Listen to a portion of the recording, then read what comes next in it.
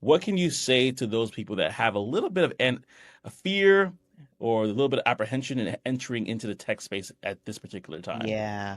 Look, job interview and job security anxiety is a very real thing right now in this changing market. You've got a lot of change and disruption happening in the market, just in the financial markets. Um, there were several countries around the world that had elections over the last 18 months. Several countries. And so there's a lot of disruption happening in the world right now that's affecting economies, that's affecting how companies in those economies you know, move around in the world and evolve, which then affects workforces and the people that work at those companies or could work at those companies. So there's a lot of disruption happening in the world. I actually put out a post on our on Growth Q's social media around job interview and um, insecurity, anxiety, and how to really curb that.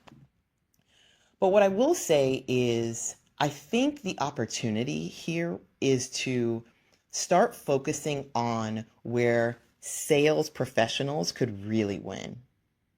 There are certain industries that are getting really tight and having to squeeze, right? Because they've been fat for a very long time. Think of a piece of steak.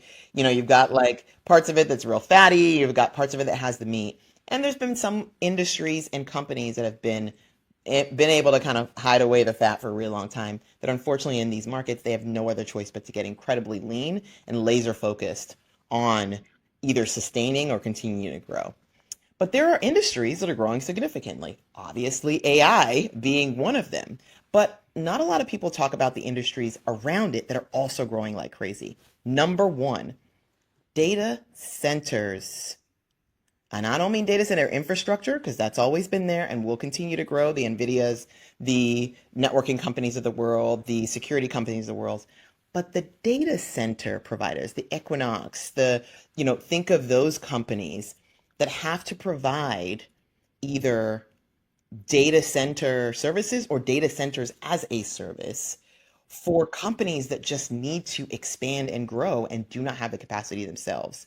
Think of, AI companies that are building their own models that need to spin up GPU farms that couldn't before. Like they just, not even that they couldn't before, but they can't go and make a grandiose investment to build their own data centers for now until they figure out how their models are going to continue to grow. And so they need to take advantage of um, companies that offer GPU farms or offer up data center space or things like that. So I would say number one is that. Number two, we've got a huge power consumption challenge as it relates to AI.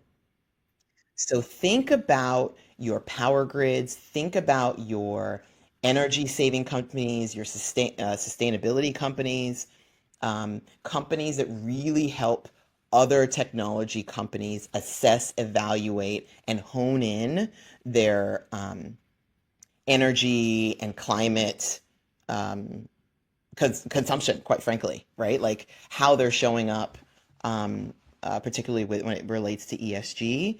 Those companies are going to see, and if they aren't already seeing, a significant surge, of which they're going to need salespeople to go and sell that to tech companies that need them.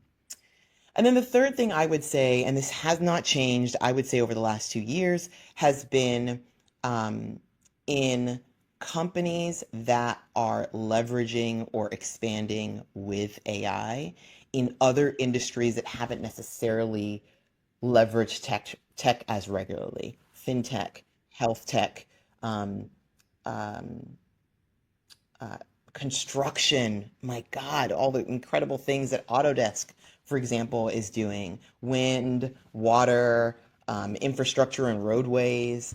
A lot of those companies are going to be um, they're going to need technology. They're going to need great communicators who can bridge the gap between where they haven't leveraged technology before and now they're going to have to leverage a lot of technology to continue to grow.